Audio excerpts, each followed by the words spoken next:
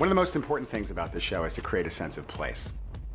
It's creating the Institute so it feels massive. This used to be all glass, and now we brought all that stuff down to one huge level.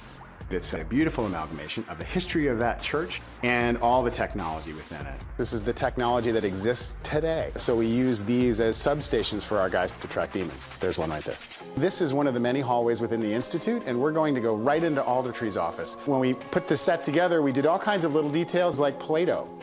On his desk, he reads Plato, makes him a smart guy. You don't necessarily see that on camera, but it's important for the character. This is a little on the nose, but I like it as he's investigating Sherlock Holmes kind of thing. And my favorite piece, nod to the Godfather. As my grandmother used to say, God is in the details, and I believe that. To me, it's more scary and more interesting when it looks like it's the real world. So that's really textured and rich. One of the cornerstone characters of the show is New York City. So what we want to make sure this year is that it feels like we're in New York. I grew up in New York City and went to restaurants like this one in Chinatown, and we really wanted to create a sense of authenticity. If it feels real, that's where you win. This is called Hunter's Moon, which is our bar, which is in Chinatown in New York.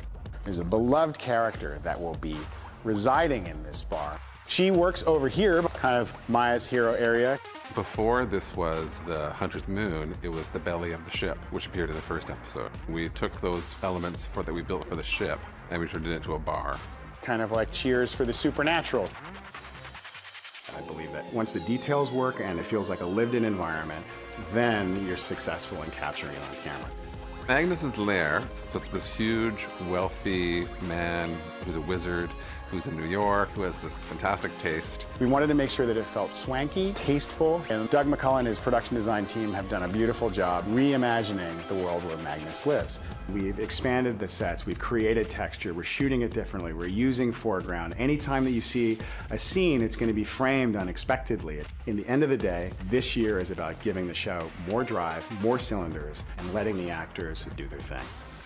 Shadowhunters premieres Monday, January 2nd, 8/7 Central on Freeform and the app.